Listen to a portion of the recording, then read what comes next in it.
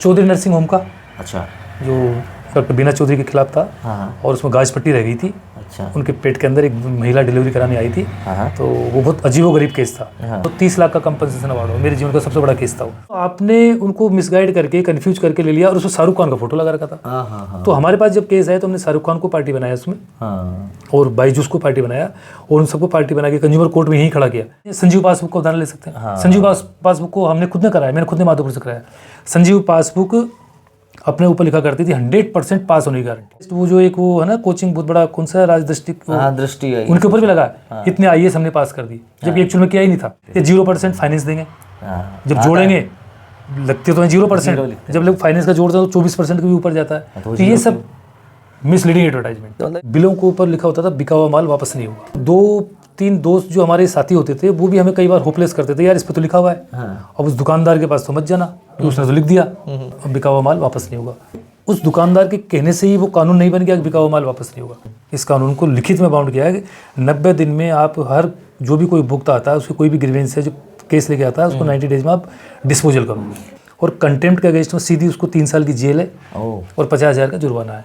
और मजेदार बात ये उसको कोई जमानत नहीं लेगा कि ये कंज्यूमर कोर्ट नहीं है। अच्छा। अब हॉलमार्क का मैंडेटरी कर दिया, अनिवार्य कर दिया, चांदी और सोने के ऑर्नामेंट्स पे आपको हॉलमार्क का, वैसे भी दीपावली का त्यौहार आने वाला है तो उस पे हॉलमार्क का देख के लें और आईएसआई मार्क का देखें। ये कंसेप्ट था इस कानून का, बिल्कुल सरल हो, सस्ता और शीघ्र हो, जहाँ उपभोक्ता रहता है। तो उपभोक्ता नहीं हो तो ये मान के चलो पूरा बाजार ही नहीं होगा। इसमें यह भी माना है कि वो अनफेयर कॉन्ट्रैक्ट है, मतलब वो अनुचित संविदा है।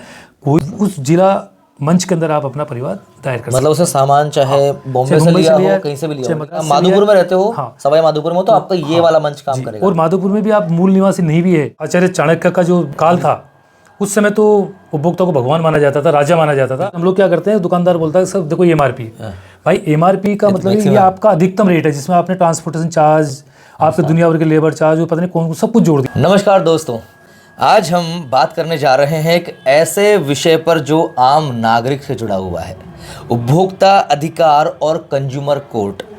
हमारे साथ स्टूडियो में मौजूद हैं सवाई माधोपुर के जाने माने वकील और उपभोक्ता मामलों के विशेषज्ञ श्री हरिप्रसाद योगी जी। स्वागत है सर आपका हमारे इस पॉडकास्ट में। नमस्ते सभी को, मेरा नमस्कार। योगी जी वर्षों से उपभोक्ता मामलों की पैरवी कर रहे हैं और सैकड़ों उपभोक्ताओं को न्याय दिलाने में मदद की है। आज हम इनसे जानेंगे और समझेंगे उपभोक्ता अधिकार क्या है, कब और कैसे कंज्यूमर कोर्ट में जाना चाहिए और आम आदमी अपने अधिकारों की रक्षा कैसे कर सकता है।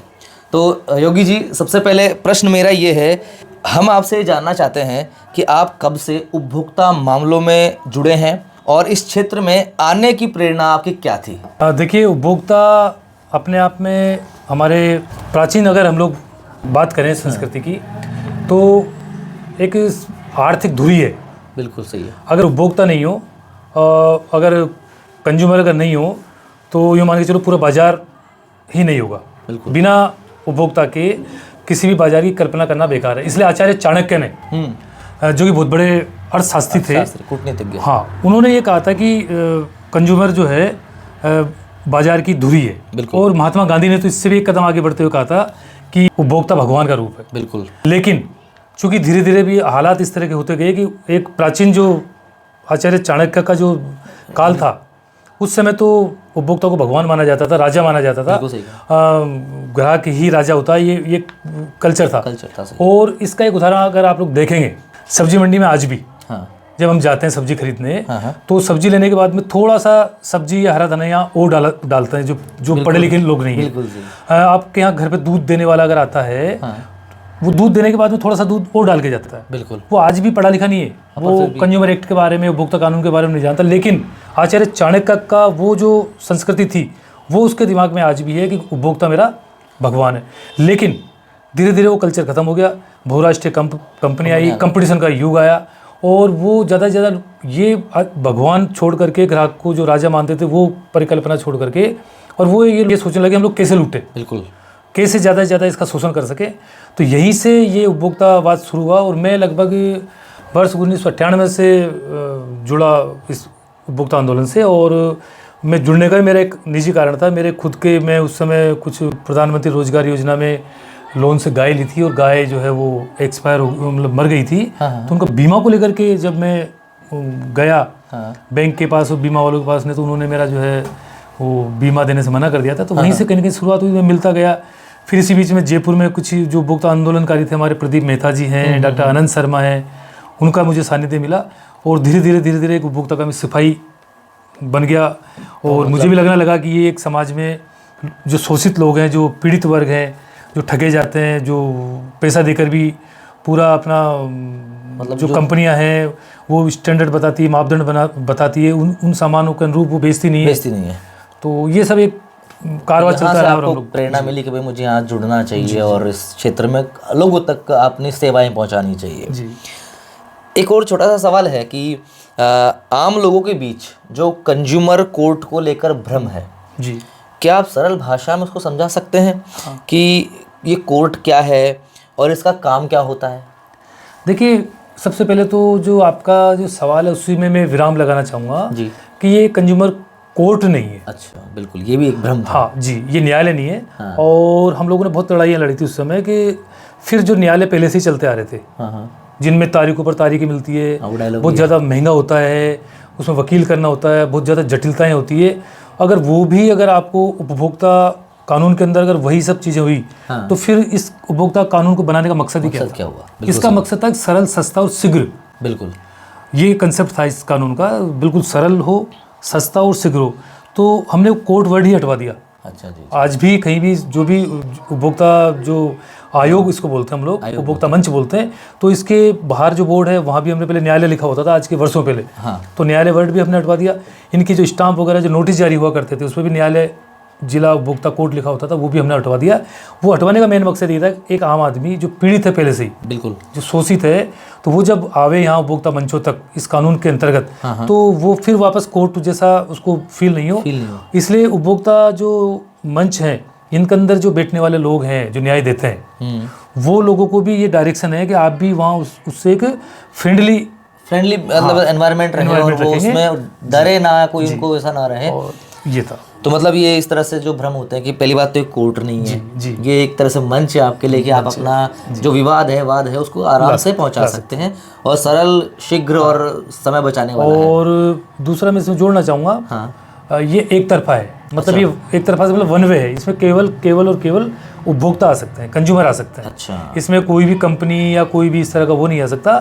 तो आप ये मान के चलें कि ये सबसे बड़ा इसमें एक जो खूबी है इसकी ये है कि आम उपभोक्ता, चाहे उसने किसी भी टाटा से, अंबानी से, रिलायंस से या कोई महिंद्रा से या अमेजन या फिर कहीं से भी किसी से भी कोई सामान खरीदा, अगर उसके मापदंडों के अनुरूप जो बताया गया है, उस मापदंडों के अनुरूप अगर वो गुड्स नहीं है, वो जो अगर सेवाएं नहीं है, तो वो एज ए इंस्पेक्टर आप ही के जहाँ वो निवास करता है उनको वहाँ के उपभोक्ता मंचों में बुला सकता है। क्या बात है सर। और आना ही पड़ेगा, वो चाहे कितनी बड़ी कंपनी हो, चाहे कलकत्ता स्टेब्लिश है, चाहे मुंबई है, वो चाहे अमेरिका है, जैसे मतलब वो चाहे कंपनी दुनिया में कहीं भी हो, अगर एक बार उसके ऊपर वो जो फाइल हो गई केस, तो उसे आना ही पड़ेगा। चलो, ये तो बहुत अच्छी बात है कि उपभोक्ताओं के लिए कि यहाँ वन वे ट्रैफिक चलता है, इसमें केवल आप जो उपभोक्ता हैं वही जा सकते हैं उन कंपनीज के या उस पर्टिकुलर व्यक्ति के खिलाफ जी। चलिए, तो बहुत अच्छी बात है सर। मतलब इतनी चीज़ें हैं जो क्या पता किसको पता है नहीं है।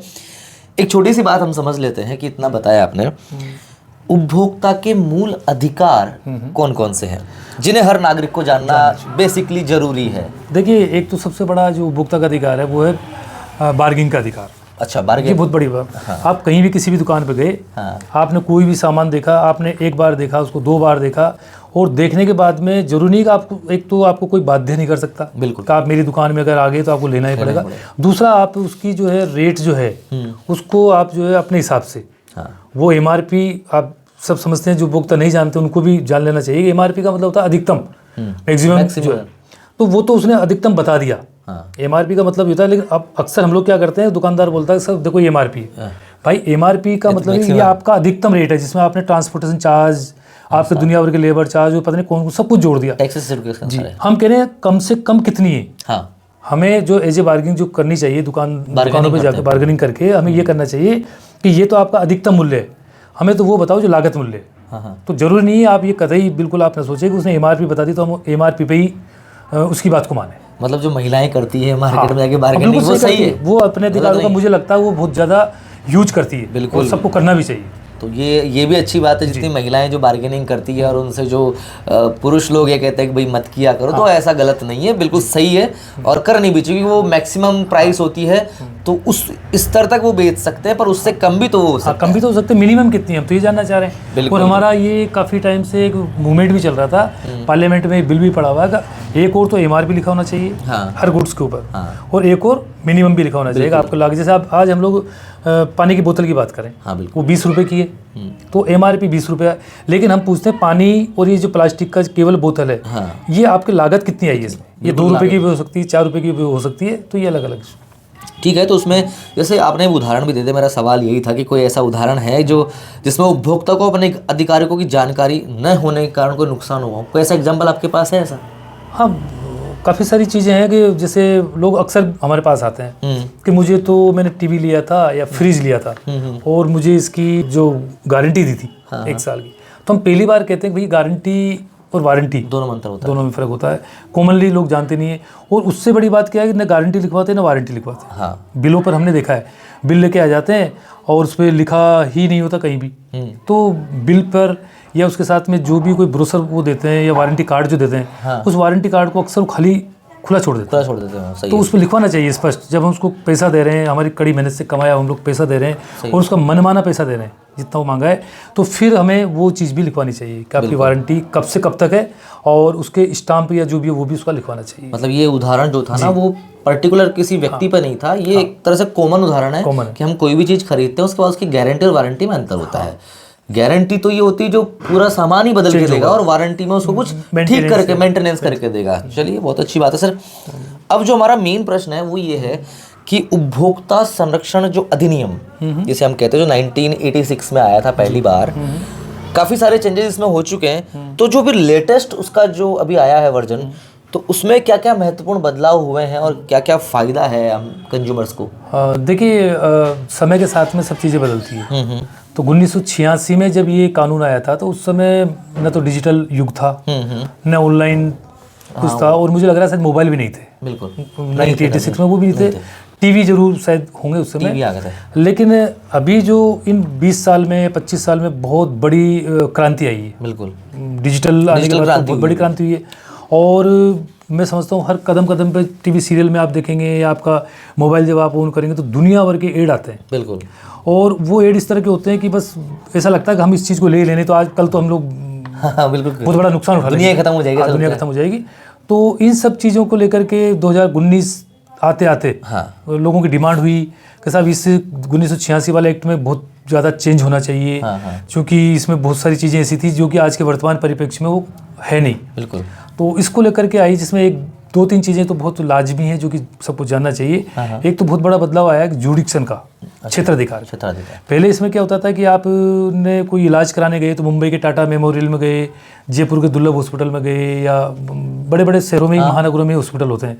अब छोटे जो जिलों के लोग हैं, कस्बों के लोग अक्सर वहाँ जाते थे या कोई सामान वहाँ से परचेज करके लाते थे। क्योंकि उपभोक्ता का 2 तरह का होता है जो क्राइटेरिया, एक तो होता है सर्विसेज का, एक होता है गुड्स का। बिल्कुल 2 तरह का उपभोक्ता होता है। अब पहले अपन लोग इसको जाने कि सर्विस में तो जैसे आपका चिकित्सा सेवाएं वो सेवा है, रेलवे से हम लोग गए सेवा है, बीमा हमने पॉलिसी ली वो सेवा, बैंक से हमने फाइनेंस लिया वो सेवा, और परचेज में हम लोग टीवी, फ्रिज, मोटरसाइकिल, कार वगैरह लेते हैं। तो 2 तरह का, एक तो गुड्स का उपभोक्ता होता है वस्तु का, और एक सेवा का होता है।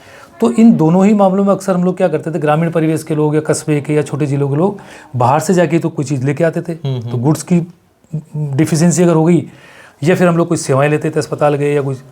दोनों में समस्या क्या होती थी, जो चीज़ जहाँ से परचेज की है, सेवा या गुड्स, उसके लिए उसी डिस्ट्रिक्ट में आपको जाने की उसमें बाध्यता थी, और लिखा भी होता था बिलों के नीचे कि सारे क्षेत्राधिकार हमारे फला नगर में होंगे, जो भी अपने लिए। तो एक तो ये बड़ा बदलाव हुआ। अब इसमें ये कर दिया कि जहाँ उपभोक्ता रहता है वहाँ पे होगा, उस जिला मंच के अंदर आप अपना परिवार दायर कर, मतलब उसे सामान चाहे बॉम्बे से लिया हो, कहीं से भी लिया हो, मद्रास माधोपुर में रहते हो, सवाई माधोपुर में हो, तो आपका ये वाला मंच काम करेगा। और माधोपुर में भी आप मूल निवासी नहीं भी है, आप अगर नौकरी भी करते हैं या अपना यहाँ कारोबार करते हैं या किराए से रहते हैं, तो भी बस आपको केवल ये कि यहाँ आपको रहने का, चाहे आपके बिजनेस के पर्पज से रहते हैं, जिस जिले में आप रहते हैं, तो कंज्यूमर जहाँ रहता है, उपभोक्ता जहाँ रहता है, ये बहुत बड़ा बदलाव हुआ अपने आप में हुआ। क्योंकि पहले बड़ी मुश्किल थी, वो जाता नहीं था, कब कौन बम्बई जाएगा, सही है, कौन कोटा जाएगा या कौन जयपुर जाएगा। तो एक तो ये बदलाव हुआ बहुत बड़ा। दूसरा इसके अंदर जो एक बड़ा बदलाव हुआ ये हुआ कि इसमें एक पूरा का पूरा पार्ट जो है वो दिया है इसके अंदर ऑनलाइन परचेजिंग का।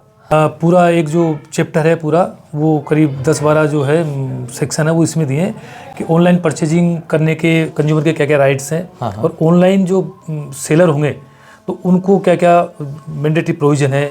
एक तो अपने जो भी वो गुड्स देंगे या अपनी जो सर्विसेज जो बेचेंगे, चाहे वो बीमा पॉलिसी बेचेंगे, तो उनके बारे में पूरा डिटेल्स उनको देना होगा, और उस पर टोल फ्री नंबर देना होगा, वो ज़रूरी है। हाँ, टोल फ्री नंबर दे, चूँकि डिजिटल है वो कहाँ जाएगा कंज्यूमर। दूसरा उसमें एक उनका जो ग्रीवेंसेज ऑफिसर जो है, जो उसको कोई भी ग्रीवेंस अगर होती है इन फ्यूचर, तो पहले स्टेप पे जरूरी नहीं है हर व्यक्ति उपभोक्ता मंच में आए सीधा। बिल्कुल सही है। उसको पहले आपको एक आपका ओम्बुड्समैन टाइप का हम लोग कह लें, या सेटलमेंट जो ऑफिसर है, वो एक उनको रहेगा, उसके नंबर भी उसको आपको देने होंगे, चाहे वो आपके ब्रोसर हैं, चाहे वो आपकी साइट पे आप लोग देंगे, या वो जो प्रोडक्ट आपने बेचा है या टीवी या फ्रिज जिसका प्रोडक्ट है उसके ऊपर आपको देना होगा, इनका लिखना होगा उसको इस चीज़ के लिए। तो एक तो वो इसमें बहुत बड़ा वो आया। एक तीसरा जो बहुत बड़ा आया वो आया कि पहले सेलर को इसमें काफ़ी छूट थी, जैसे लोकल यहाँ मोबाइल हमने लिया, अब दुकानदार को उसमें छूट होती थी कि भाई वो तो बेचने वाला है। अब इसमें ये कर दिया कि मैन्युफैक्चरर और सेलर दोनों की लायबिलिटी बराबर मानी गई। क्योंकि कई बार क्या होता था कि हमने सपोज करें वीडियोकॉन का टीवी लिया और वीडियोकॉन कंपनी बंद हो गई, टीवी या किसी दूसरी कंपनी में वो मर्ज हो गई, अब बेचारा कंज्यूमर ने लिया स्थानीय दुकानदार से, कहाँ जाएगा। तो इसलिए वो सारा सोच करके, तो ये 2019 के अमेंडमेंट के अंदर उन्होंने काफ़ी सारी चीज़ें, एक इसको जुडिक्शन बढ़ा के यहाँ का 50 लाख रुपए कर दिया, पहले केवल 20 लाख होता था। और चौथा पांचवा जो एक बहुत बढ़िया जो जिससे मैं कहूँगा वो इसमें क्या है, इसमें 6 अधिकार थे पहले। अच्छा, उसमें शिक्षा का अधिकार था, जानने का अधिकार था। ये मतलब हर व्यक्ति, हर उपभोक्ता को जो भी प्रोडक्ट वो लेता है, जो भी वो गुड्स का सामान लेता है, उसको ये राइट्स है कि वो जाने उसमें साल्ट क्या क्या है, उसमें कौन कौन से वो वेजिटेरियन है, नॉन वेजिटेरियन है, तो उसके लिए आपने देखा भी होगा वो जो पैकेज के ऊपर ग्रीन और रेड, राइट, तो ये सब चीज़ें उसके अंदर कर दिया कि जानने के राइट्स को इसमें अब मैंडेटरी कर दिया। बिल्कुल। तो आप जो भी सामान बेचोगे, अगर उसको पैक करके आप बेच रहे हैं, तो 5-6 अधिकार है जिसमें आपको साल्ट भी है, साथ ही साथ मैन्युफैक्चरर का नाम पता और बैच नंबर, और उसमें टोल फ्री नंबर उसके ऊपर होगा, और सेट उसका जो ग्रीवेंसेज जो भी उनका जो ऑफिसर है उसके नाम होंगे। तो ये सब चीज़ें लिख दी। और एक जो अहम बात में लास्ट में, लंबी चर्चा भी लास्ट में इस विषय की, इस क्वेश्चन की जो अमेंडमेंट हुआ है, एक बड़ा गुमराह होते थे लोग, बिलों के ऊपर लिखा होता था बिका हुआ माल वापस नहीं होगा। ये सही है। और बड़ा ही अजीब सा लगता था कि हम कोई सामान ले रहे हैं और मालूम नहीं समझ में आया तो क्या करेगा। और 2-3 दोस्त जो हमारे साथी होते थे वो भी हमें कई बार होपलेस करते थे, यार इस पे तो लिखा हुआ है। अब उस दुकानदार के पास तो मत जाना, उसने तो लिख दिया बिका हुआ माल वापस नहीं होगा। तो इसमें ये भी माना है कि वो अनफेयर कॉन्ट्रैक्ट है, मतलब वो अनुचित संविदा है।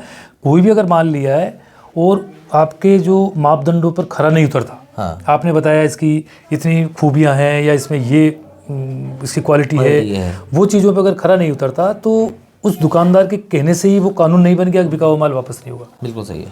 वो आपको माल भी वापस करना पड़ेगा और साथ में क्षतिपूर्ति भी देनी पड़ेगी। वो तो मतलब सही है, देखा था मैंने कई दुकानों पे लिखा हुआ, आज भी लिखा हुआ है कई जगह पर, लेकिन वो प्राइम हिसाब उसको गलत माना है। अगर लिखते हैं तो गलत है वो, है ना जी।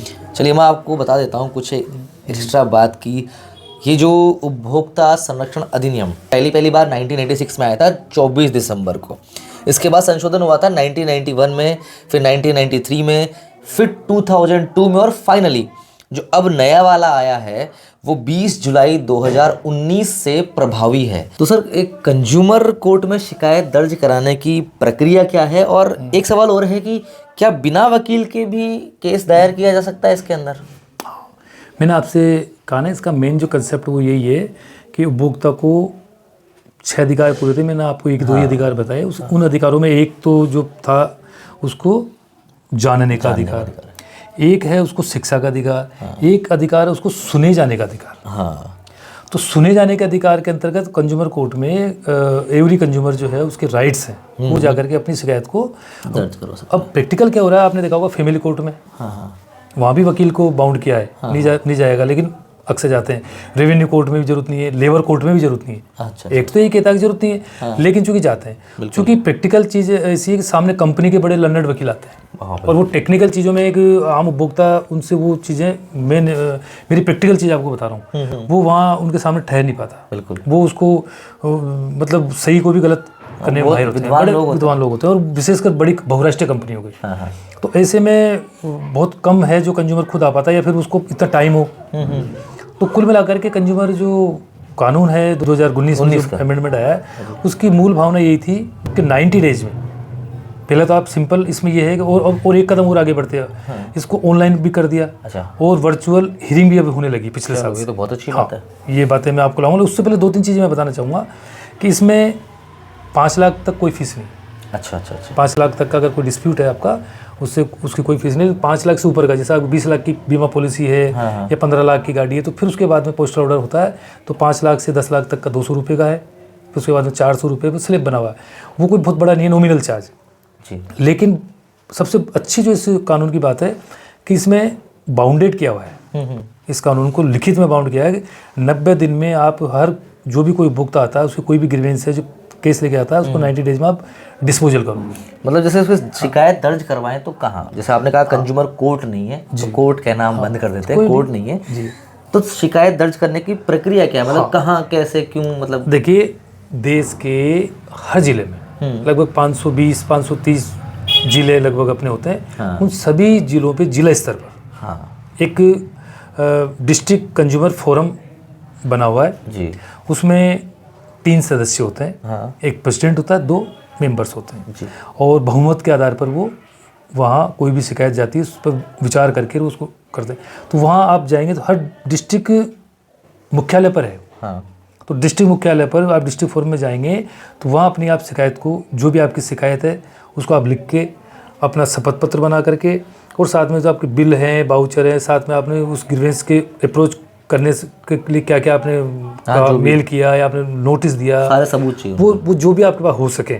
नहीं है तो कोई बात नहीं, इसमें ये नहीं कि आपको मैंडेटरी है। कई बार एक बड़ा सवाल आता है, कई बार बिल खो गया, बड़ी समस्या होती है, बिल है ही नहीं, या बिल लिया ही नहीं हमने, तो अब बिल खो गया, बिल है ही नहीं हमारे पास में, या तो सुप्रीम कोर्ट ने एक बहुत अच्छा जजमेंट दिया था कि बिल रखने का काम कंज्यूमर का नहीं है, कि उसके पास में 50 काम होते हैं। वो बच्चे की स्कूल का बिल रखेगा, पानी का रखेगा, बिजली का रखेगा, टीवी का रखेगा, फ्रिज का रखेगा, बहुत सारे बिल हो जाएंगे। सही है। तो आप केवल एक शपथ पत्र भी अगर ले आते हैं कि साहब मैंने इस दुकानदार से या इस कंपनी से या यहाँ से मैंने कोई चीज़ परचेज की थी, महीना अगर आपको मालूम है तो कंज्यूमर कोर्ट उससे रिकॉर्ड तलब करा लेगा। बिल्कुल। और अस्पतालों को लेकर तो बहुत ही बढ़िया है अभी। अच्छा, मेडिकल नेग्लिजेंसी के बहुत सारे केस आ रहे हैं प्राइवेट हॉस्पिटलों में। आज को मालूम आपको लूट मच रही है, सब पैसा, तो उसके जितने भी रिकॉर्ड हैं, बेड हिस्ट्री है, उसके लिए तो सीधा सीधा कह दिया कि कंज्यूमर जो है वो एक एज ए मरीज गया था या उसके एज ए गार्जियन गया था मरीज के साथ में, तो वो बेचारा वहाँ उसकी हालत इतनी नहीं होती, वो सारे बिल को कलेक्ट करता था। उस टाइम पे तो सोनोग्राफी का बिल है, एक्सरे का बिल है, दवाइयों का कुछ खो गए, कुछ रह गए 1-2, तो उन्होंने कहा कि आपका जो बेड टिकट जिसको हम लोग बोलते हैं, हर मरीज का एक बेड टिकट है, उसको मैंडेटरी कर दिया। सुप्रीम कोर्ट ने डायरेक्शन दिया कि 2 साल तक आपको बेड टिकट को रिजर्व रखना पड़ेगा। कभी भी कोई कंज्यूमर की कोई आपसे इलाज कराया और उस इलाज में कोई मिस्टेक हो गई, वो अगर आपकी नेग्लिजेंसी को लेकर के आता है ना, तो आपको ही लाना पड़ेगा पूरा रिकॉर्ड उसका। तो ये बहुत बढ़िया, ऐसे अच्छे डायरेक्शन आ रहे हैं।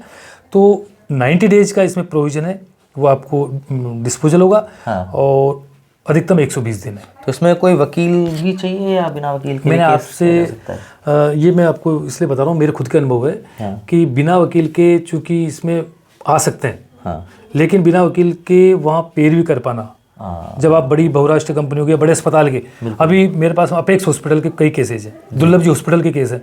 दुर्लभ हॉस्पिटल साहब देखिए राजस्थान के सबसे बड़े टॉपर वकील आए थे, बिल्कुल, और पूरी फौज आई थी उनकी, और वो व्यक्ति बेचारा रहने वाला यहाँ का, उसका इलाज हुआ था, ऑपरेशन हुआ था, तो मुझे लग नहीं पा रहा कि वो व्यक्ति या उसके गार्जियन जो भी हैं वो इतने बड़े वकीलों का जो सर्वाइव कर पाएंगे उसके साथ। तो मुझे लगता है कि सरकार को या तो इसके लिए एक व्यवस्था और करनी चाहिए, इस एक्ट के अंदर या तो अमेंडमेंट आना चाहिए, जिससे कि वो जब पीड़ित उपभोक्ता को जो है वकील उपलब्ध करा सके।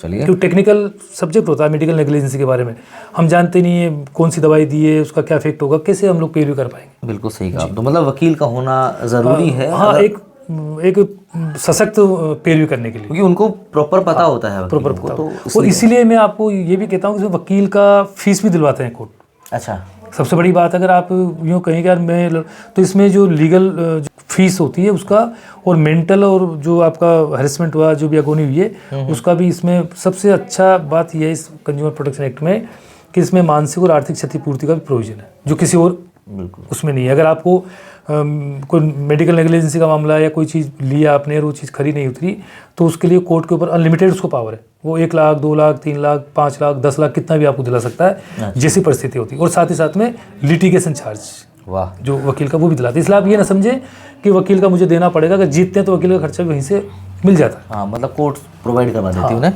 मेरा यही सवाल था नेक्स्ट, लेकिन आपने बता दिया उसका पहले आंसर। एक छोटा सा सवाल है कि शिकायत दर्ज कराने में कितना समय तो आपने बताया, लेकिन खर्च कितना आ जाता है? हाँ, लगभग ये मान के चलें कि शिकायत में पूरा फाइल आपकी बनेगी, डॉक्यूमेंट्री होगा, फिर वो आपका ऑनलाइन होता है और पोस्टल, लगभग मिनिमम अगर मान के चले तो 1000-1500 रुपये का तो समय समय तो मुश्किल से दो दिन मान के चले आप। 2 दिन में आप पूरा हो जाता है, मतलब 1000 से 1500-2000 के बीच में। हाँ, ये लिटिगेशन लग जाता है इतना, क्योंकि रजिस्ट्री भी होती है, टाइप भी होता है, फाइल भी बनती है, एक सिस्टम से पूरे डॉक्यूमेंट्स होते हैं, सारे जाते हैं। तो 1000 रुपये करीब मान के आप चलें, वो तो इतना तो लगता ही लगता है। और ज़्यादा अगर कॉस्ट है उसका तो फिर वो थोड़ा सा उसका टिकट लगता है। अच्छा, इसमें एक था कि जैसे ये जो निर्णय होते हैं उनको लागू कराने की प्रक्रिया क्या होती है, और अगर सामने वाला आदेश नहीं माने तो, जैसे मान लो किसी ने लगाया और वो नहीं माने तो? नहीं, ये आपने बहुत बढ़िया कहा कि इसमें डिस्ट्रिक्ट लेवल का ये है। पहली बात तो ये डिस्ट्रिक्ट में उसकी कोई अपील ही नहीं है, पहली बात तो। अगर डिस्ट्रिक्ट फोरम ने कोई आदेश कर दिया तो दूसरे जो कोर्ट है, डीजीए, सीजीएम वगैरह वगैरह, या कोई किसी भी कोर्ट में डिस्ट्रिक्ट लेवल पे कहीं भी उसकी कोई सुनवाई नहीं होगी। और उसको अगर नहीं मानता तो उसका कंटेम्प्ट माना जाता है, और कंटेम्प्ट के अगेंस्ट में सीधी उसको 3 साल की जेल है और 50,000 का जुर्माना है। और मज़ेदार बात ये है, उसको कोई जमानत नहीं लेगा। ये देखो, जमानत भी नहीं है, केवल वो डिस्ट्रिक्ट फोरम ही लेगा। और डिस्ट्रिक्ट फोरम इसलिए नहीं लेगा क्योंकि उसका कंटेम्प्ट हुआ है। हाँ, और उससे बड़ी मज़ेदार बात ये, कोई कंपनी के अगेंस्ट में अगर कोई बहुत बड़ी कंपनी है, हाँ, और उसके अगेंस्ट में यहाँ से 2 लाख रुपए का कंपनसेशन अवार्ड हो गया कंज्यूमर के फेवर में, तो अभी 2019 के अमेंडमेंट में बहुत अच्छा ही किया था। पहले तो क्या था कि अवार्ड होने के बाद वो सीधे बड़ी कंपनियों के बड़े बड़े वकील हैं, वो डिस्ट्रिक्ट फोरम की अपील स्टेट में होती है, हाँ, तो स्टेट में चले जाते थे। अब डिस्ट्रिक्ट फोरम में ही उनको एक तरह से रोक लगा दिया, हाँ, बैरियर लगा दिया कि 50% जितना अवार्ड हुआ उसका 50% की एफडी आप जमा कराओगे। वाह, तो ये एक बहुत बढ़िया क्रांतिकारी कदम हुआ। मतलब कंज्यूमर 1 लाख रुपए, अगर 2 लाख का हुआ है तो 1 लाख रुपए उस बड़ी कंपनियों को यहाँ जमा कराना पड़ेगा, एफडी। वाह, मतलब वो चीज़ सही है। हाँ, जिससे जब तक भी चले। फिर वो क्या करते थे, वहाँ डिले करते थे, तो डिले होगा तो ब्याज उसको देना पड़ेगा। हाँ, तो ये बहुत बढ़िया हुआ इसमें। मतलब अगर आपके साथ कुछ ऐसा होता है जो जेन्युइन है और आपने यहाँ से शिकायत दर्ज करवाया है और यहाँ से, तो आपको टेंशन लेने की जरूरत नहीं है, बिल्कुल वहाँ से निर्णय होगा और आपके फेवर में होगा। और अगर वो फिर भी नहीं मानता है तो उसका भुगतान भी उन्हें करना पड़ेगा, और 3 साल की तो जेल, 3 साल की जेल है, 50,000 का एक्स्ट्रा फिर आपको देना पड़ेगा उस कंपनी को। तो कंपनी डरती है। ये तो बहुत बढ़िया है इस कानून का। मैं आपको प्रैक्टिकल बता रहा हूँ। बड़ी से बड़ी कंपनियां आपकी फ्लिपकार्ट, अमेजन, उनके बड़े बड़े वकील आते हैं, पैसे जमा करा के जाते हैं। और उससे बड़ी बात मैंने तो ये देखा कि वो केस डिसाइडेड नहीं होता ना, उसके पहले ही कंज्यूमर की मनवार करने लग जाते हैं उनके, प्लीज इस केस को वापस ले लो। एक तो उनकी सब जगह जो है वो खराब होती, इमेज खराब होगी, दूसरा उनका लिटिगेशन चार्ज लगेगा। तो बस अब ये उपभोक्ता को थोड़ा जाग करके अप्रोच करना चाहिए, आना चाहिए, बैठे नहीं अपनी शिकायत को लेकर के या शोषण को लेकर के वो घर पे ना बैठे। बिल्कुल जी। तो जैसे यहाँ पर कोई फैसला होता है उसके खिलाफ अपील, जैसे अभी होता है ना, जैसे हाई कोर्ट, सुप्रीम कोर्ट, हो सकता है? हाँ, बिल्कुल। अपने आप में डिस्ट्रिक्ट फोरम का हाई कोर्ट का नाम फोरम भी होता है, जो है वो स्टेट कमीशन होता है। अच्छा, जयपुर में।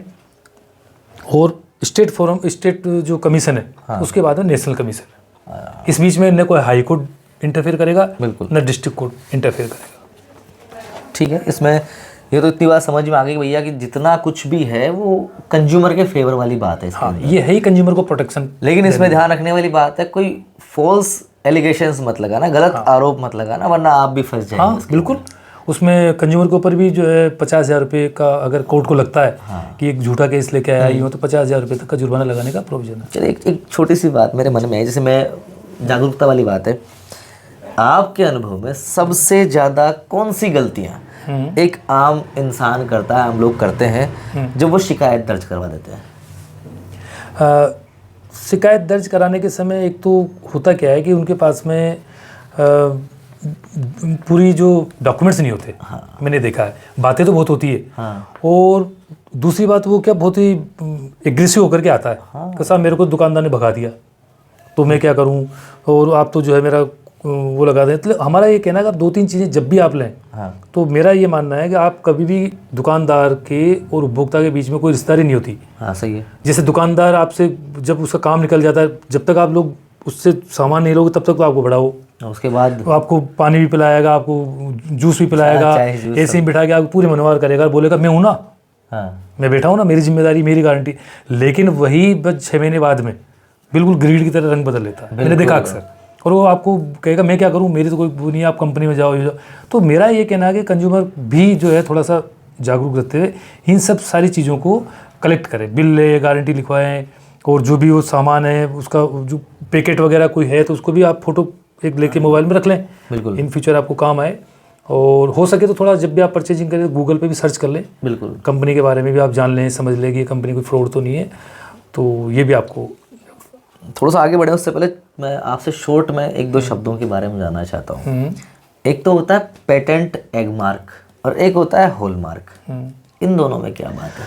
देखिए एग मार्क जो होता है वर्ड में ही छिपा हुआ है।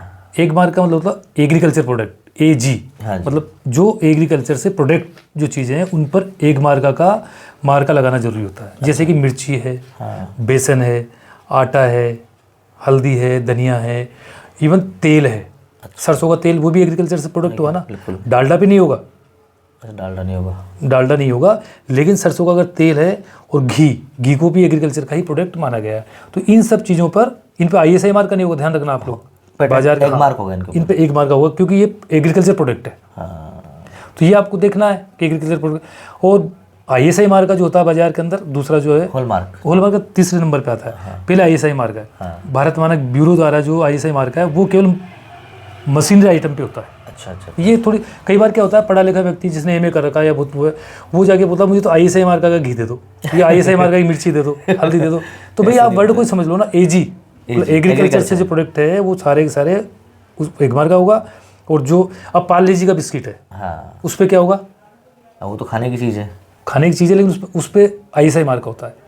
क्यों होगा कि वो यहाँ भी समझने की बात है। और पानी की जो बोतल है उस पर क्या होगा, ISI मार्का होगा। अब समझने की बात है कि वो ISI मार्क केवल रेपर का है, पार्ले जी का रेपर है उसका ISI मार्का है, और इसी तरह बोतल है वो बोतल का प्लास्टिक की बोतल का ISI मार्का है, पानी का नहीं है। तो ये कई चीज़ें हमको देखनी पड़ेगी। तीसरी जो आपने कहा था हॉल मार्का के लिए हम लोगों ने बहुत लड़ाइयाँ लड़ी। सबसे ज़्यादा महंगा आइटम होता है ऑर्नामेंट्स जो महिलाएं पहनती है, या तो गोल्ड है या सिल्वर है। और इन पर आज के 2 साल पहले 1 साल पहले तक कोई मार्का ही नहीं होता था। तो हमने कहा भी पानी की बोतल पे भी मार्का है, तो चांदी सोने पे तो और सबसे ज़्यादा लूट इसी में चलती थी। बिल्कुल, न कोई नकली अगर दे दिया तो कोई कुछ नहीं होता था, न इसके बिल होते थे, सबसे बड़ी लूट होती थी। तो हमने बड़ी आवाज़ उठाई सब। और फिर हमारे भारतीय कल्चर में क्या है आशुतोष जी, कि मेरी दादी को जो सिल्वर की जो कड़ी मोटी मोटी पहनती थी, उसको हम कहते थे दादी तू बुजुर्ग हो गई, तेरे पाँव बहुत कमज़ोर है, इनको खोल दे। तो नहीं, मैं मर जाऊँ ना उसके बाद खोलना। तो उसको जाँच भी नहीं करवा सकते थे। और आज भी कल्चर यही है, एक बार जो महिला ने भारतीय संस्कृति में पहन लिया ना तो इस पर बहुत नकली, इस पर अब कई बार जैसे आपने घर पे कोई सामान लाए चांदी सोने का, 6 महीने बाद ही बेचने के तो बट्टा लगाते थे वो लोग। और कोई मार्का नहीं होता था। बहुत बड़ा व्यापारी, एक तरह से ये बहुत बड़ा माफिया था, मतलब फ्रॉड बहुत ज़्यादा चलता, इसलिए फिर हॉल मार्क आया इस पर। अब हॉल मार्का मैंडेटरी कर दिया, अनिवार्य कर दिया, चांदी और सोने के ऑर्नामेंट्स पे आपको हॉल मार्का। वैसे भी दीपावली का त्यौहार आने वाला है, तो हॉल मार्का देख के लें और ISI मार्का देखें। और एक और जो मार्का की बात चली, FPO जो वो अचार वगैरह मुरब्बा वगैरह पे होता है। लेकिन इससे पहले एक और चीज़ है, फ्रिज वगैरह पे इन पे होता है स्टार 5 स्टार 4 स्टार 3 स्टार। तो वो BE होता है, ब्यूरो ऑफ एनर्जी इफिशिएंसी। तो उसमें एनर्जी कितनी इफिशिएंसी करेगा वो जो भी आइटम आप ले रहे हो। तो स्टार का मतलब है कि जितना ज़्यादा स्टार होगा वो ब्यूरो ऑफ एनर्जी इफिशिएंसी की ओर से वो बेस्ट होगा, मतलब उसके हिसाब से। चलिए अब थोड़ा सा लास्ट में पहुंच चुके हैं, मिसलीडिंग एडवर्टाइजमेंट की जरूर बात हम लोग करेंगे। थोड़ा सा मैं जानना चाहता हूँ, आम जनता को आप क्या सुझाव देंगे ताकि वे शुरुआत में ठगी या गलत प्रोडक्ट से बच सके? हाँ देखिए, मैंने पहले कहा कि उपभोक्ता के अधिकार हैं कि आप किसी भी मॉल में जाएं, आजकल ज़माना है ऑनलाइन का, या कोई भी परचेजिंग करें ऑनलाइन करें, तो आप उसको अच्छी तरह देखें परखें, क्योंकि अब आपके पास में पूरा ये AI का ज़माना है, सब कुछ डिजिटल युग है। तो आप जल्दीबाजी ना करें, बिल्कुल आप आराम से पूरी उसकी डिटेल्स देखें। और इसीलिए मैं आपको ये बताना भी चाहूँगा कि इस उपभोक्ता संरक्षण अधिनियम 2019 में एक जो बहुत बड़ा जो बदलाव आया ना, वो बदलाव आया था आपका मिसलीडिंग एडवर्टाइजमेंट पर बैन लगाने का, मतलब भ्रामक प्रचार। जो आए दिन अखबार में आप देख लीजिए। हाँ, यही प्रश्न था मेरा अगला भी। जी जी जी कि जो टीवी, मोबाइल और डिजिटल और कंपटीशन के युग में जो भ्रामक विज्ञापन डालते हैं ना लोग, छोटे को लंबा कद बढ़ा देंगे। अरे भाई, प्रकृति ने उसको बनाई 5 फीट का है, उसको आप 7 फीट कैसे कर दोगे? हाँ, वो कुछ पियो और उससे लंबा हो जाएगा। घने लंबे बाल, बूस्ट एनर्जी के नाम से कई सारे आ रहे हैं। हमने पूछा भाई इसमें क्या है, आपने क्या डाला, तो उसके अंदर फ्लोर था और वो साल्ट था। तो जब उसके अंदर कुछ डाला ही नहीं, लेकिन एड वो इस तरह का देंगे, इसको खाने के बाद बच्चा आपका एनर्जी हो जाएगा। तो इन सब चीज़ों से, जैसे बोरो प्लस का है, आशुतोष जी आप देखिए, अमिताभ बच्चन आता है बोरो प्लस लगाएं। अब कोई पूछे अमिताभ बच्चन इतनी सस्ती क्रीम लगा सकता है क्या? हाँ, सही है। उसके पास विदेश से आती हेमा मालिनी और माधुरी दीक्षित लक्स साबुन से। जबकि हेमा मालिनी से एक इंटरव्यू में पूछा, उसने कहा मैं लक्स साबुन से कभी नहाई नहीं, वो केवल एडवर्टाइजमेंट करने के लिए। लेकिन एडवर्टाइजमेंट, तो इन सब चीज़ों के लिए ये जो मिसलीडिंग एडवर्टाइजमेंट का भी इस कंज्यूमर प्रोटेक्शन एक्ट में अमेंडमेंट आया है। बिल्कुल। और इसमें ये कहा कि कोई भी सेलिब्रिटी अगर कहीं भी एड देगा तो उस पर 50,000 रुपये का जुर्माना पहली बार तो, और सेकंड बार पर टाइम पे उस पर 5 लाख का है, थर्ड टाइम पे उस पर 10 लाख का, फिर उसको 3 साल की सजा। लेकिन फिर भी ये चीज़ें अभी इतना गुमराह कर रही हैं आम जनता को, उसका उपचार कोई ये भी उपचार है। इसके लिए कंज्यूमर प्रोटेक्शन एक्ट में सीधा उपचार, आप केस लगाइए उनके खिलाफ। जैसे भी एक बहुत बढ़िया सहमादुपुर हम लोगों ने कराया था बाईजूस का। हाँ, क्या हुआ उसमें? एलन का मैंने करवाया। और ऐसे बहुत सारे एड आ रहे हैं। अभी एक बैंक एक्सिस बैंक ने निकाला था। क्या हुआ था, बताओ, थोड़ा खुल के बता रहा हूँ। तो बाईजूस में जो एड था वो लर्निंग ऐप उन्होंने लॉन्च किया। हमारा लर्निंग एम से आपके बच्चों को घर बैठे ही हम लोग ऑनलाइन पढ़ाएंगे और 5 साल के लिए पढ़ाएंगे कंटिन्यू, 5, 6, 7, 8 तक, या 8 में तो 9, 10 जो भी। तो 5 साल का उन्होंने उनसे 2 लाख रुपया 3 लाख रुपया दे दिया, उनको एक टेबलेट दे दिया। और अब वो जो उनका जो लर्निंग ऐप का सिस्टम था, उसमें वो लैंग्वेज सेट नहीं हो पा रही थी बच्चे के, उसमें कुछ और वो भरा हुआ था उनका जो प्रोग्राम था या जो भी था, और वो बच्चा उसको सेट, बच्चे हिंदी मीडियम का था, तो आपने उनको मिसगाइड करके कंफ्यूज करके ले लिया और उसमें शाहरुख खान का फोटो लगा रखा था। तो हमारे पास जब केस आया तो हमने शाहरुख खान को पार्टी बनाया उसमें, और बाईजूस को पार्टी बनाया, और उन सबको पार्टी बना के कंज्यूमर कोर्ट में यहीं खड़ा किया। तो बेंगलोर से वो बाईजूस की कंपनी के वो भी हेड आए, शाहरुख खान तो नहीं आया, लेकिन शाहरुख खान ने शायद कहा होगा उनसे जल्दी मेरा नाम ही इसमें नहीं आना चाहिए। आखिरकार सब कंज्यूमर को टेबलेट भी वापस हुए, वो पैसे जो लिए वो भी वापस हुए। तो इस तरह के बहुत सारे केस है। एक मैंने केओ कार्पिन का लगाया था, काले घने लंबे बाल, वो व्यक्ति 5 साल से लगा रहा था। उसने डॉक्टर को जाके बताया तो डॉक्टर ने कहा कि तेरे तो बालों में उसकी कमी है, जो भी विटामिन वगैरह की। तो उसने कहा साहब इसमें तो लिखा हुआ है काले घने लंबे बाल सारे विटामिन युक्त है। तो उस केओ कार्पिन को पार्टी बनाया, कलकत्ता से कंपनी आई और वो उसको पूरा कंपनसेशन अवार्ड हुआ। तो मिस लीडिंग एडवर्टाइजमेंट के लिए बचने का बहुत अच्छा है। एलन का एक उदाहरण दो, कोटा का बहुत बड़ा क्रेज है। बिल्कुल। एलन लिखता था कि बच्चों का भविष्य हम लोग जो है संवार देंगे। अब बच्चों का भविष्य, बेचारे माधोपुर का ही व्यक्ति था, मुझे उसका नाम मैं नहीं बताऊंगा। उस व्यक्ति ने अपनी जमीन गिरवी रख के अपने बच्चों का भविष्य सुधारने के नाम पे गुमराह होकर के कोटा गया। और 1 साल बाद में बच्चे का भविष्य तो बहुत दूर की बात सुधरना, वो बच्चा डिप्रेशन में पागल होकर गया। तो मतलब ये 20 लाख रुपए का कंपनसेशन हमने यहाँ से करवाया उसके अगेंस्ट में, एलन के खिलाफ का। और आपको ये बंद भी करना पड़ेगा एड देना। आप सही बात लिखिए। जैसे अभी लेटेस्ट वो जो एक वो है ना कोचिंग बहुत बड़ा, कौन सा राजदृष्टि, दृष्टि, उनके ऊपर भी लगा इतने IAS हमने पास कर दी, जबकि एक्चुअल में किया ही नहीं था। तो ये सब चीज़ें, संजीव पासबुक का उदाहरण ले सकते हैं। संजीव पासबुक को हमने खुद ने कराया, मैंने खुद ने माधोपुर से कराया। संजीव पासबुक अपने ऊपर लिखा करती थी 100% पास होने की गारंटी। हमने कहा कि मैंने उपभोक्ता जो हमारा अफेयर डिपार्टमेंट को भेजा, वहाँ लिखा है साहब इस कंपनी को बैन लगाइए, अगर ये 100% पास होने की गारंटी देती है तो सारे स्कूल कॉलेज सब बंद कर देते हैं। तो ये मिसलीडिंग था। तो इससे भी लोगों को जानकारी है कि जहाँ भी आप भ्रमित होकर के, जैसे 100% वो 120 किलोमीटर हमारी पर लीटर में चलेगी। किसकी गाड़ी है मुझे बता दो जिसकी चली 120 किलो, किसी चलती नहीं है। 0% फाइनेंस देंगे, हाँ, जब जोड़ेंगे लगते तो हैं 0%, जब लोग फाइनेंस का जोड़ते हैं तो 24% के भी ऊपर जाता है। तो ये सब मिसलीडिंग एडवर्टाइजमेंट, तो मतलब भ्रामक तरीके से ग्राहकों को अपनी तो और आकर्षित करते हैं। स्टार्टिंग में मैंने इसलिए आपसे कहा था कि आचार्य चाणक्य का जो उस समय का जो सोच थी वो था ग्राहक को भगवान बिल्कुल मानना। महात्मा गांधी तक भी वो मानते थे कि ग्राहक राजा होता है, लेकिन अब बहुराष्ट्रीय कंपनियों ने ग्राहक को लूटने का एक मुहरा बना लिया। उनका ये किस तरह से हम कंज्यूमर को एक के साथ में 2 फ्री 2 बाई 5 फ्री, तो इस तरह का, तो इन सब के लिए कंज्यूमर प्रोटेक्शन एक्ट में बेहतरीन तो इस तरह से क्या है, इन लोगों ने आपके हिसाब से जो है कि इनको रोकने की आवश्यकता है, और जिसके साथ जो घटना घटती है उसे कंज्यूमर कोर्ट मतलब कोर्ट में कंज्यूमर फोरम में आना ही चाहिए, ताकि जो भी घटना घटी है उसको सुधारा जा सके और उस व्यक्ति को ये पता चल सके कि आपने गलत किया है। देखिए, एक्ट बनाने वालों ने, कानून बनाने वालों ने अपना काम कर दिया, बिल्कुल, संसद ने अपना काम कर दिया जी, और डिस्ट्रिक्ट फोरम भी बन गए, सब काम हो गए। अब जागने की बारी अगर है तो उपभोक्ता की है। उपभोक्ता को जागरूक होना होगा, और इस कानून का, इस कंज्यूमर प्रोटेक्शन एक्ट, इसका नाम ही उपभोक्ता संरक्षण, बिल्कुल मैं दबा के बोल रहा हूँ, उपभोक्ता संरक्षण कानून है, उपभोक्ताओं को संरक्षण देने के लिए। तो अब उपभोक्ताओं की बारी है कि वो जागे और अपने कहीं भी इस तरह का कोई भी सेवाएं लें, गुड्स लें, उसमें अगर उनके साथ ठगी होती है, शोषण होता है, उनके साथ में गलत मिसलीडिंग होती है, तो इसके लिए वो बैठे नहीं, बिल्कुल घर में बैठे नहीं, वो आवें कंज्यूमर कोर्ट, कंज्यूमर फोरम तक आएँ और उसकी शिकायत करें। चलिए, ये तो इतनी सारी बातें हो चुकी है। रैपिड फायर जो आप जानते हैं, मैं तुरंत आपसे सवाल पूछूंगा, आप तुरंत जवाब देंगे, उसका छोटा सा जवाब होगा। सबसे अजीब केस जो आपने लड़ा? मेरा? हाँ, चौधरी नर्सिंग होम का। अच्छा।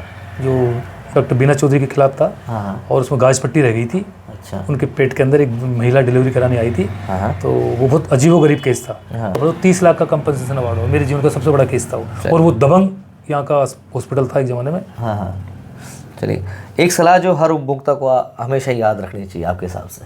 हाँ, जागरूक रहें और निडर होकर के, चूँकि आपने मेहनत से अपना पैसा कमाया, कोई भी सामान अगर आप लेने जा रहे हैं, कोई सेवाएं ले रहे हैं, हाँ, तो आप उसका मोल भाव करें, उसको देखें, परखें और पूरा जो है लिखाएं, और दबंगता के साथ दबे नहीं बिल्कुल भी आप लोग, चूँकि आपका अधिकार है। बिल्कुल। लास्ट क्वेश्चन है, कंज्यूमर कोर्ट मतलब कंज्यूमर फोरम बनाम सोशल मीडिया शिकायत, दोनों में से कौन ज़्यादा असरदार है?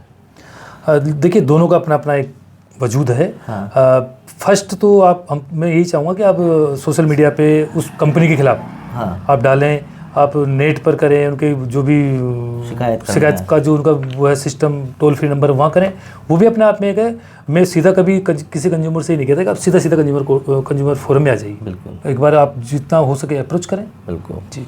अंत में हमारे दर्शकों को आप क्या मैसेज देना चाहेंगे कि वो जागरूक हो जाएं? बिल्कुल। देखिए, आप लोग जागरूक होने के लिए, आपको जागरूक होना इसलिए हो जाएं कि ये जो ज़माना है, हाँ, ये जो वक्त है, इसमें आपको इसके अलावा और कोई रास्ता नहीं। बिल्कुल। क्योंकि अगर आपका कोई भी सामान आपने लिया है, कोई भी वस्तु अगर आपने ली है, कोई भी सेवाएं अगर आपने ली है, और उसमें अगर आप लूटे गए हैं, हाँ, तो आप तो शोषित हुए ही हैं, लेकिन आपकी ओर से वो मैसेज पूरे मोहल्ले में, पूरे समाज में, पूरे रिश्तेदारों में जाएगा। बिल्कुल। इसलिए मेरा तो ये मानना है कि अगर जागरूक होते हैं तो आपके जागरूक होने से कम 100 लोग और जागरूक होते हैं। बिल्कुल सही है। तो आप लोग जो है रहें, और अब तो आपके पास गूगल है। बिल्कुल, अब आप उसमें सर्च कर सकते हैं कोई भी सब चीज़ें। चलिए हरिप्रसाद जी, इतनी अच्छी बात आपने बताई है आज उपभोक्ता अधिकार और कंज्यूमर फोरम के बारे में। अच्छा लगा कि लोगों तक ये बातें पहुँचे, और मेरा मकसद यही है कि सवाई माधोपुर में जितने जो लोग ज्ञानी विज्ञानी लोग हैं, उनकी बातें आप तक पहुँचाऊँ मैं। और जो आपने आज बताई, जो बहुत इम्पोर्टेंट है एक उपभोक्ता के लिए, वो सभी हम उपभोक्ता हैं, पूरा वर्ल्ड उपभोक्ता है। तो जो हमारे अधिकार है उनका पूरा उपयोग करें, इस्तेमाल करें, ताकि जो भी ठगी आपके साथ हुई है, जो भी गलत आपके साथ हुआ है, उसे भरपाई के रूप में ठीक किया जा सके। हरिप्रसाद जी, आपका बहुत बहुत धन्यवाद आज इस पॉडकास्ट में आने के लिए। धन्यवाद सर। Thank you. सभी को मेरा नमस्कार। जागरूक रहें। Thank you. Thank you sir.